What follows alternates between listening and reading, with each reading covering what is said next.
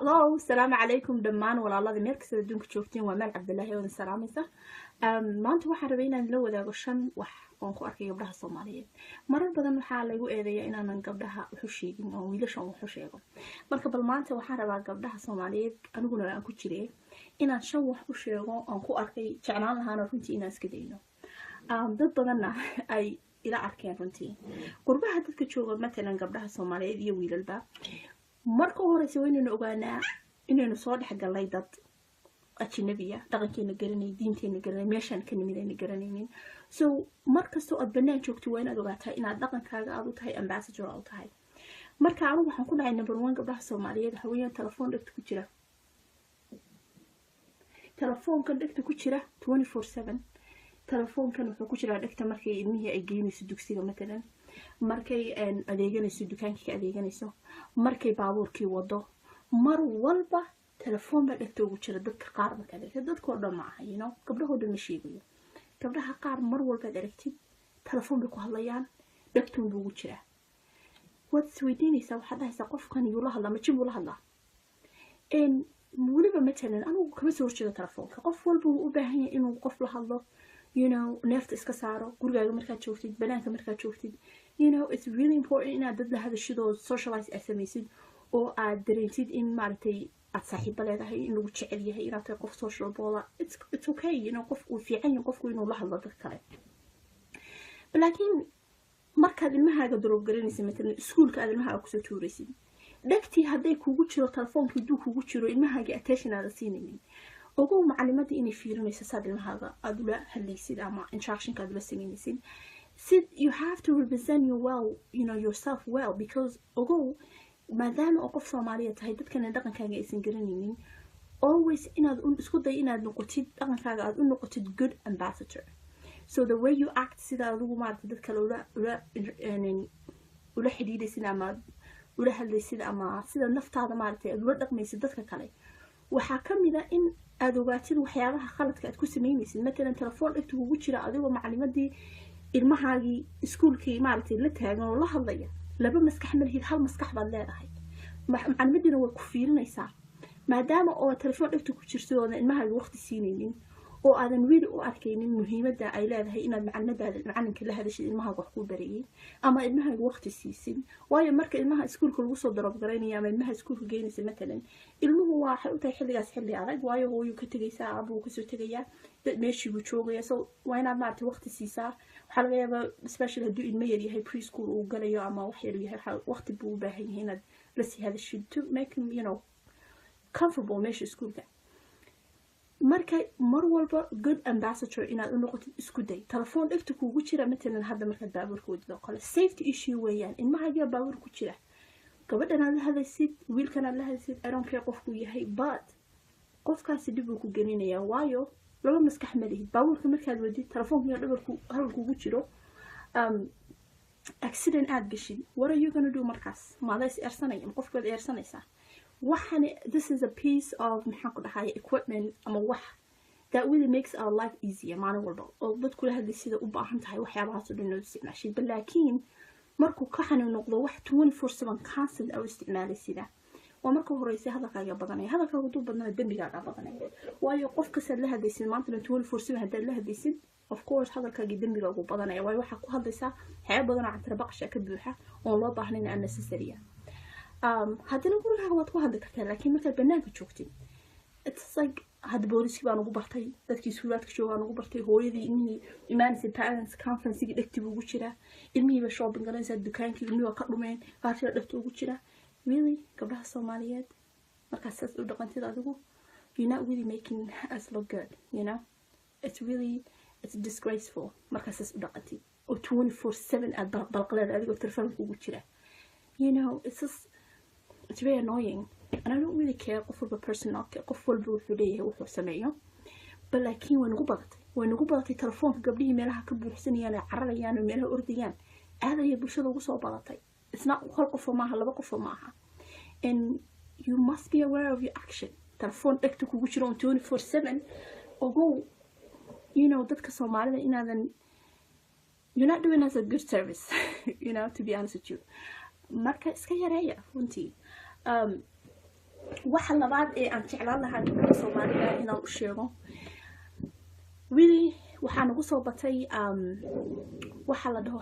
xanta qof dadku badigeed dadku way xaman jireen it's not wax hadda cusub xant mar walba la xaman jireen inagoo dad muslimiin haddana waa la saxantaa runtii iyadoo quraankeena iyo diinteena mar walba naga nahaysa inaan qof qole hilibkiisa la cuno la xamanin laakiin xanta mid baa jirta aan weli inay ka digayo bad horta xanta rag iyo dumarku dadku way xantaan dumarku waxay un kaga badan yihiin xanta maadaama oo detailska hoose ay hoos sii aadaan oo runtii ay detailska ay xabaha hoose ay dumarku u sii fiiriyaan intaas un bay kaga badan yihiin mooyaan rag wax xantaan laakiin hadda waxaad arkaysaa gabar qobar xamanaysa gabadhaas wax ku xamanaysa gabadhaas kale xamanayso waxaa laga yaabaa inay xilli adag ku jirto nolosheeda waxaa laga yaabaa in odageedii kala tegayaan waxaa laga yaabaa in ilmo laga xiray waxaa laga yaabaa in adigu wax xun baa ku dhacay nolosheedii marka gabadhan kale waxay sameynaysaa way kasii hadlaysaa dadkii kale usii sheegaysaa laakiin isma oga qofkani xilliga uu marayo inay tahay xilli adag runtii adigana ay taasi biri kugu dhici karto marka inaad qofkii isagoo markii horeba hoos yaalo dhulka yaalo oo arrin adag ay la soo ay qabsatay adiga inaad ka hadashid oo dadka kale usii sheegtid waxay tusaysaa qofka aad tahay iyo dadnimada aad leedahay runtii marka isku day inaadan ka hadlin gabadha walaashaya weliba xilliyada ay marayso xilliyada adag ay dib reerkeeda ama nafteeda ay la soo kulantay in aadan ka hadlin informationka aadan kasii faafinin isku day xantana in laska yareeyo isku day waayo xanta waa ajarkaagii aad shaqaysato qof kale siinaysid runtii ta saddexaad aan gabdhaha u sheegayo haweeneyda Soomaaliyeed oo qurbaha joogaan ku arkay in badanna dirac baatiyo wasakha iyo xijaab baatiyo wasakha seriously waxa weeyaan qofka bini'aadanka waa in aad at least 10 daqiiqo aad qaadataa gurigaaga intaan ka bixin to make yourself look good because responsibility adiga ku saaran qof muslimna maadaama aad tahay waxa weeyaan in aad fiirsid naftaada si u waagtahay waxa weeye ilmahaaga keer garaynaysaa odaygaaga reerkaaga masha Allah you're very like qof fiican baa tahay gabar gaariya tahay balaakiin markaad dirac baatiya iyo xijaab wasakha meel la timaado you're basically asking people to feel sorry for you you're actually asking people to feel sorry for you وإن أنت نقول كبحنا الناس ميك اب يوحس كبريح الناس كل حسود المريه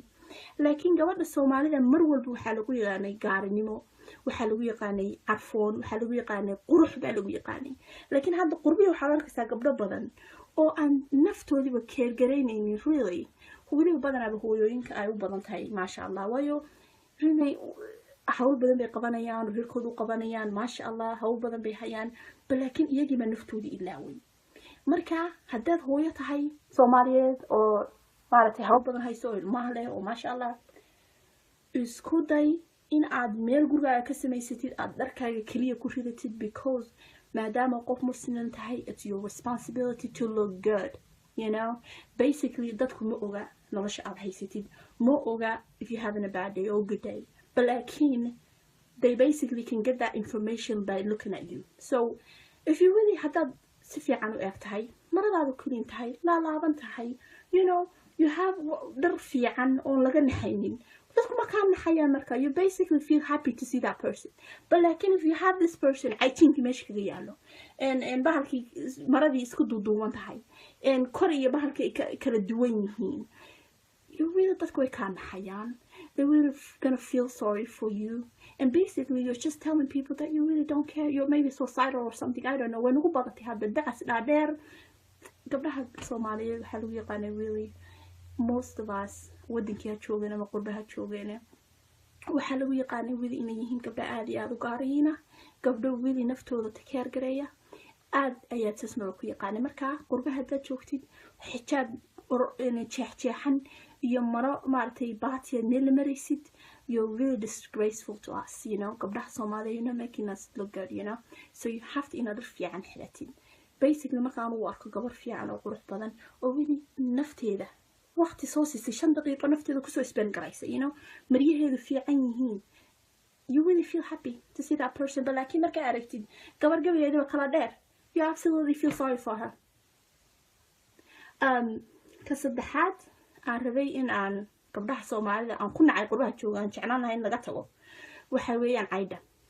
gabdhihii Soomaaliyeed runtii I don't know we settle for less I don't know caydin baa lagu ordaya waxa weeyaan nin hadduu ku qabo it's his responsibility inuu reerkiisa take gareeyo kirada uu ka bixiyo cuntada uu soo galo really maxaa cayd ka doonaysaa waa marka koobaad ilmahaaga caaraan bad caloosha ugu buuxinaysaa waayo waxay rabtaa ilmahan birri markay koraan in aadan naftaada eersan qofkii xumaanaya xumaada laakiin inaadan naftaada eersan oo aadan dhihin xaraam ku soo koriyo gabdho badan waxaa jira caydii looga taagay wiilasha u shaqaynayaan taraaglayaal yihiin taksiilayaal yihiin wiilal fiican oo wanaagsan oo shaqeeya ay maartay qabaan laakiin runtii gabadhii she wants in عيدي كرتو فلسطانكي قادته قشن قادته she wants to lower herself you know there's no point عيد waxaa loogu talagalay dadka xanuunsanaya waxaa loogu talagalay dadka maartay jiisaska ayaan shaqaysan karinin dadka waaweyn ee maartay oldiga ayaan shaqaysan karinin dadka xanuunsanaya disableka qof u baahan assistant ayaa loogu talagalay laakiin adigu markaad gabartay Soomaaliyeed wiil 20 jir ah uu ku guursado you have to expect the best from him. You have to ask for like, you know, ma aha inaad cayd aadid inaad naftaada hoos dhigtid ma aha inaad riyadaada hoos usoo yaraysid ma aha inaad guri shaqaynayda raadsatid haddii uusan wiilkaagu shaqaynin ama uu xanuunsanayo matalan ama adigu waad xanuunsanaysid I mean there are a lot of reasons qofku uu cayd u qaadan karaa cayd waa soo wada qaadanaynagu marka Mareykan I was taking Eid like 5 months because Mareykan ku cusba I didn't know you know Eid wala soo wad qaatan ma siin Eid waa intahay but waxaan leeyahay waxa weeyaan hadii aad qof labaatan jira xoogiisa Ilaahay siiyay lixaadiisa Ilaahay u dhameystiray please Eid raadsanin waliba gabdhaha Soomaaliya waxa lagu arkay in Eid raadsadaan ay magaalo kale ka aadaan dib bay halka reerkaaga soo gelinaysaa hadooto odayga qiimo arkaada kama yeelan because he's not providing for the family like he should and because of that akada qiimo kama yeelanayo gabdho badan baa waxay raadsadeen guryo badan baa waxay ku dumeen cayd iyo qashin waayo maadaama uu ninkii muhiimadiisii meesha ka baxday oo uusan reerkii wax soo galaynin reerkii uusan mas'uuliyadiisa qaadanaynin gabadhiina ay backup haysato ilaa dawladdu waxa wax iga bixinaysa guryo badan ma sas ku dumaan marka waxa fiican gabadhu inaysan cayd raadsanin in ay u dayso wiilku inuu shaqeeyo kii aan shaqaynaynin get rid of him get another one oo insha Allah fiican oo shaqaysanayo oo maartay that's going to provide for you it's easy to say that than done but like what I'm saying is caida inaga yareeya gabdhiyo ragowga inaga yareeya wiilal badan cayd raadsan way jiraan oo dumarkooda ku riixa oo wili iyagu dhaha xaree way jiraan laakiin mar walba muhiimadu waxay saaran tahay gabadha inaysan cayd raadsanin please why way nagu badatay ID numberka afraad misakishanaad baa waxa weeyaan ilmaheena Soomaaliyeed sida u muuqato gabdhaha Soomaaliyeed waxa lagu yaqaan in yihiin gabdho aad iyo aad u macaan oo raxmad badan oo runtii ilmaha aad iyo aad ugu raxmad badan laakiin raxmadii iyo naxariistii waxa moodaa sometimes in ay ka badatay ilmaha waxa la kasana akhlaaq lahayn maalin guri baan tagay ilmo yar oo 3-4 sano jira jaakadii oo dhan buu iga soo jeexjeexay ma guriga waxaan ka imid ama saakadii gashan jaakadii oo dhan buu iga jeexjeexay ilmo yar oo 4 sano jira markii dibna guriga intuu ka galay buu ka soo saari weyn ilmo 4 sano jira waxa weeyaan ilmaha maal isagu muusu ku dhalin ala dhalay ugu mar walba number 1 shaqada hawshaada waxa weeyaan mas'uuliyadaada waxa weeyaan ma ahayn intii ilmihi inta inta siisid meel sheexsid mar walba ilmaha waa inaad tarbiyad yeeshaa waa inaad bartaa sida loo maartay what you expect him to do like ilmihi waa inaad tustaa dabeecadda wanaagsan aad ka rabtid ilmihi hadduu wax khalad sameeyo adigu ku fiirinaya inaad u sheegtid oo aad saxdid laakiin haddaad u qosashid ilmihi aadan discipline ku sameyn discipline dil malihi laakiin ilmihi waa inuu ku xushmeeyaa ku respect gareeyaa as a mother and wala ogeey ilmaha inaad jeceshay laakiin umahaaga waa inaad waxaad u diyaarinaysaa nolosha uu hadhow haysan karo ama qofku noqon doono hadhowto waayo ilmuhu warigi ma yaraanayo qof weyn buu noqon doonaa dadka intuu hadda yar yahay umba tarbiyadaysan kartaa oo aad ka adkaan kartaa oo aad wadada tusi kartaa laakiin hadhow markuu weynaado 20 sano gaaro waxba kama qaban kartid marka gabdhaha Soomaaliyeed waxaan ku boorinayaa ilmaha inay akhlaaq yeelan tarbiyadaysnaan ama saying gabdho walba gabar kasta Soomaaliyeed ilmaheeda waxa uu ma sheegto ama saying that absolutely not but gabdhaha qaar waxa jira Soomaaliyeed they're very too sweet and too really kind-hearted that ilmahooda inayna wax u sheegin. So have to ilmaha inaad tarbiyada yeeshid, inaad waqti siisid, inaad regiment u samaysid, in aad ogaatid ilmaha inaysan iyagu ku dhalin adigu aad dhashay. gurigaad soo booqanaysaa Soomaaliya, ilmihii schedule ma laha, habeenkii lama seexinayo, waxay seexanayaan midnight. ugu ilmuhu school ba aadaya birta aroortii. matalan waa inuu early aadaa maartay hul salaad uu aadaade u seexdaa si uu waqti u helo uu maartay maskaxdiisa ku nasiyo uu aroortii schoolkii fresh ugu noqdo. laakiin ilmihii haddayna schedule lahayn, homework matalan markii laga caawinayay, ilmihii haddayna fariisanaynin, really ilmaha iska dhal ma ahan. waa in aad wax u sheegtaa, dabeecadaha aad jeceshay inuu sameeyana waa in aad tustaa, waa inaad wadada saxran tustaa. waxaad arkaysaa ilmaha hadda dariska ah oo qaylinaya oo ordaya oo ilmihii kala dilaya oo maxaan ku dhahay albaabkii soo garaacaya 20 jeer. No, my child cannot do that. Absolutely not. No, waa in ilmahaaga wax u bartaa tustaa. You just making your life easier marka ilmahaaga discipline ku samaysid oo aad tustid wadada uu ilmaha rabo inuusan guryaha kala garaacin, inuusan guryaha kala gelin, inuusan dad kale cuntooda raadsan, inuusan qof markuu yimaado matalan marti ah uusan ku soo ordinin, qofku salaamaya. laakiin inaad hadda marka guri tagtiin dad xaafada soo salaamaysiin, absolutely inuusan jikada reerka gelin, inuusan guriga cuntooda reerkooda cunin. like dukaanka markaad gelisid matalan, no, I'm not buying waxaas ma soo galayo. markaan dukaanka galno, this is what I expect you to do. waxaan rabaa inaad hal wax soo qaadato, only one thing, hana ku ooyin. ilmihii waa inaad la sii balantaa, waa inaad ilmihii tustaa una sheegtaa, because they don't know, iyagii ma garanayaan. so inaad ugu sheegtaa ogow mar walba ilmuhu inuu jecel yahay hooyadii aabaha, inuu raali geliyo. so haddii wixii uusan samaynin aad rabtay, waa inaadan dilinin, laakiin aad wax kala samaysaa. matalan hadduu ilmihii tv jecel waa tv ka qaadaa, timeout waa inaad siisaa inta uu ilmaha jiro. laakiin waxaa laga yaabaa hadduu ilmihii 7 sano jiro 7 daqiiqaad siin kartaa timeouta. gurigii qolkiisa haddii waxyaalaan uu jecel yahay waad ka qaadi kartaa, meel baad ka dhigi kartaa adoo tusaya inaadan jeclayn dabeecadaha uu ku dhaqmayo. so ilmihii intuu yar yahay waa in aad gacanta ku qabsataa oo aad control garaysaa, waayo haldhow waxay ku easy noqonaysaa markuu ilmihii weynaado in aad wax u sheegi kartid ama aad celin kartid. laakiin ilmihii haddaad iska daysid, haddaynan iska joog lahayn, haddaynan akhlaaq lahayn, hadday iska ordayaan, you're absolutely making yourself hell. yeah. so inshallah intaas rabin aan la share gareeyo. dhamaantii khayr baan ku rajeynayaa. haddii if you find really this helpful, dad kale la share gareey please. bye. ama ula hadlaysid ama sida naftaada maartay aad ula dhaqmaysid dadka kale, waxaa kamid ah in aad ogaatid waxyaabaha khaladka aad ku sameynaysid. matalan telefoon dhegta kugu jira adigoo macalimadii ilmahaagii iskuulkii maartay la taagan oo la hadlaya, laba maskax ma lihid, hal maskax baad leedahay. macalimadina way ku fiirinaysaa, maadaama oo telefoon dhegta ku jirto oo ilmahaaga waqti siinaynin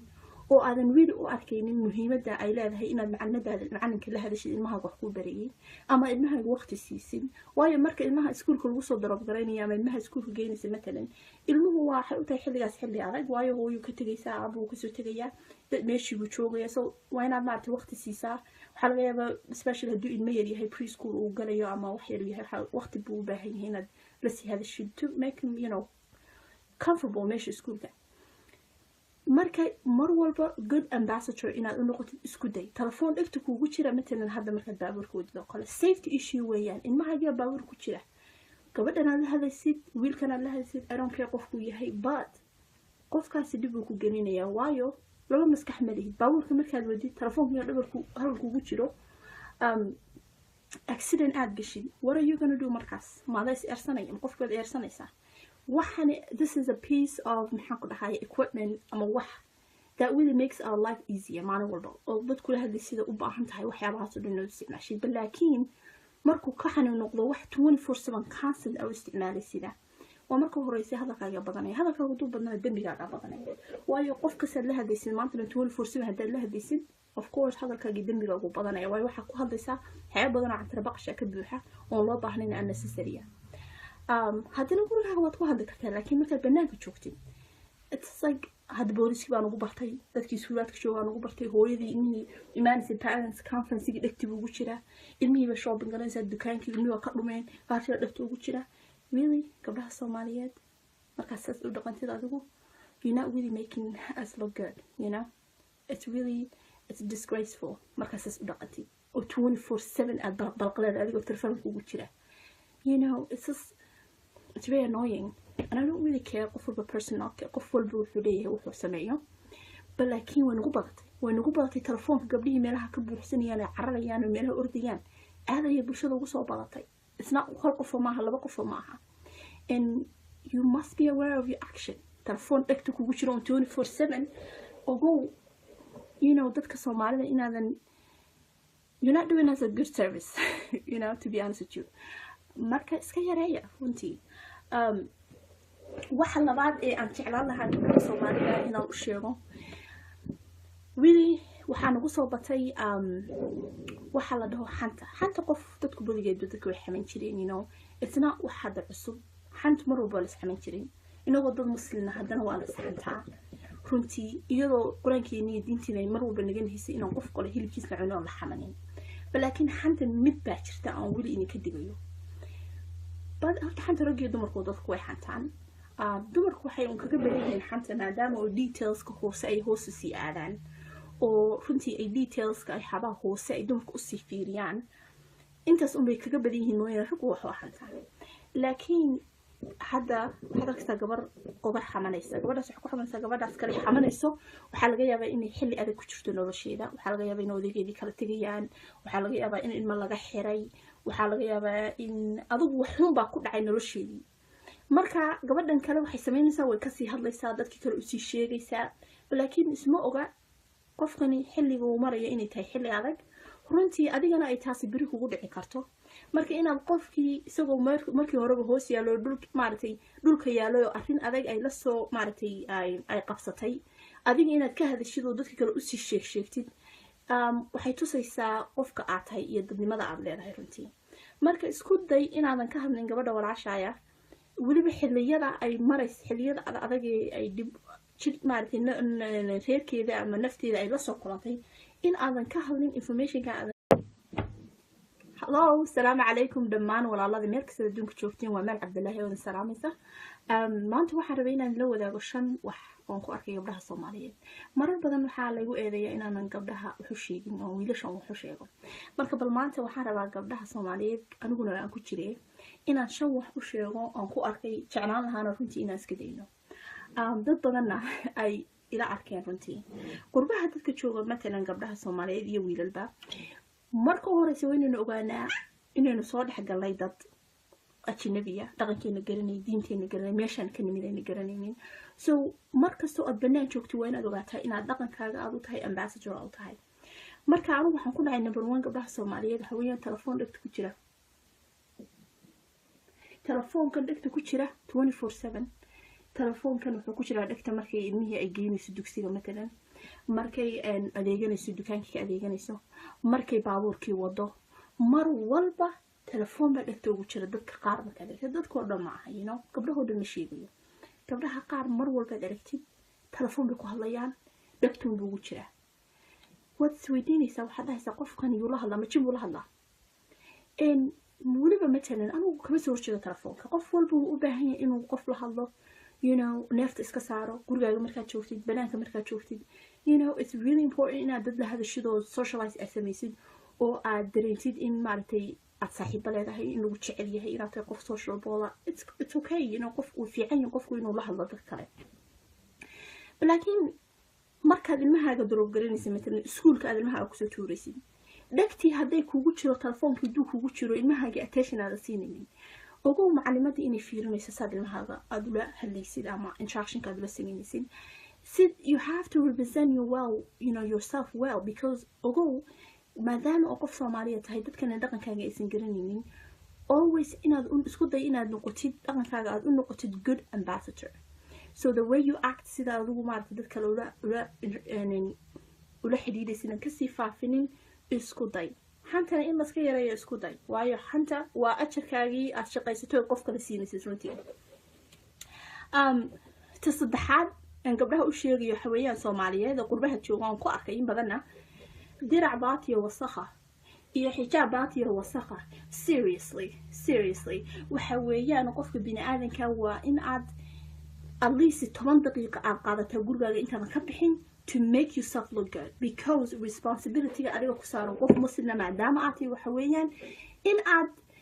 fiirisid naftaada si u eg tahay. waxa weeye ilmahaaga aad keer garaynaysaa, odaygaaga, reerkaaga, maasha allah, you know, you're very like qof fiican baa tahay, gabar gaariyaa tahay, balaakiin markaad dirac baatiya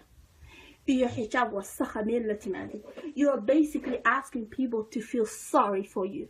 You know, you're actually asking people to feel sorry for you. وإن أنت نقول كبحين الناس ميك اب يوحس كبروحي الناس قل حسود المريه. لكن جواد الصومالي مرول بوحلقوا يغاني قارنيمو وحلقوا يغاني عرفون وحلقوا يغاني قروح بحلقوا يغاني. لكن هذا قربي وحلقوا كساقبل بدن أو أن نفتو ذي بكير قريني really هو ذي بدن أبو هو ينك أيو بدن تاي ما شاء الله ويو really حول بدن بقبانيان وهيركودو قبانيان ما شاء الله حول بدن بيحيان بلكن يجي ما نفتو ذي إلاوي. marka haddaad hooyo tahay Soomaaliyeed oo maaragtay hawl badan hayso ilmaha leh oo maasha Allah isku day in aad meel gurigaaga ka samaysatid aad dharkaaga kaliya ku ridatid, because maadaama qof muslim tahay it's your responsibility to look good, you know. Basically dadku ma oga nolosha aad haysatid, ma oga if you're having a bad day or good day, but laakiin they basically can get that information by looking at you. So if you really haddaad si fiican u eg tahay, maradaadu clean tahay, laalaaban tahay, you know, you have dhar fiican oon laga naxaynin, dadku ma kaa naxayaan marka, you basically feel happy to see that person. But laakiin if you have this person caytiinkii meesha kaga yaalo bahalkii maradii isku duuduuban tahay kor iyo bahalkii kala duwan yihiin, you really dadku way kaa naxayaan. They're really gonna feel sorry for you, and basically you're just telling people that you really don't care. You're maybe suicidal or something, I don't know. When ugu badatay hadda dacas dhaadheer gabdhaha Soomaaliyeed waxaa lagu yaqaanay really most of us wadankiya joogeen ama qurbaha joogeen waxaa lagu yaqaanay really inay yihiin gabdha aad iyo aad u gaarayna, gabdho really naftooda takeer gareeya, aad ayaa tasnoo ku yaqaanay. marka qurbaha haddaad joogtid xijaab jeexjeexan iyo maro maartay baatiya meel maraysid, you're really disgraceful to us, you know. gabdhaha Soomaaliyeed, you know, making us look good, you know. So you have to inaad fiican xiratid. basically markaan u arko gabar fiican oo qurux badan oo really nafteeda waqti soo siisay 5 daqiiqo nafteeda kusoo spend garaysa, you know, maryaheedu fiican yihiin, you really feel happy to see that person. but laakiin markaa aragtid gabar gabayeeda kala dheer, you absolutely feel sorry for her. ka saddexaad aan rabay in aan gabdhaha Soomaalida aan ku nacay qurbaha joogaan jeclaan lahayn laga tago waxa weeyaan caydha. gabdhihii Soomaaliyeed runtii I don't know, we settle for less, I don't know. caydhiin baa lagu ordaya, waxa weeyaan in hadduu ku qabo it's his responsibility inuu reerkiisa takeer gareeyo, kirada uu ka bixiyo, cuntada uu soo galo. really maxaa cayd ka doonaysaa? waa marka koowaad ilmahaaga caaraan baad caloosha ugu buuxinaysaa, waayo waxaad rabtaa ilmahan berri markay koraan in aadan naftaada eersan. qofkii xumaanaya xumaada, laakiin inaadan naftaada eersan oodan dhihin xaaraan ma kusoo koriyin. gabdho badanoo waxaa jira caydhii looga taagwaayay, wiilasha u shaqaynayaan, taraaglayaala yihiin, tagsiilayaal yihiin, wiilal fiican oo wanaagsan oo shaqeeya ay maaragtay qabaan, laakiin runtii gabadhii she wants inay caydhi gurato, fudistaankii qaadato, qashin qaadato, she wants to lower herself, you know. there's no point. caydh waxaa loogu talagalay dadka xanuunsanaya, waxaa loogu talagalay dadka maaragtay jiisaska ayaan shaqaysan karinin, dadka waaweyn ee maaragtay oldiga ayaan shaqaysan karinin, dadka xanuunsanaya disableka, qof u baahan assistant ayaa loogu talagalay. laakiin adigu markaad gabartay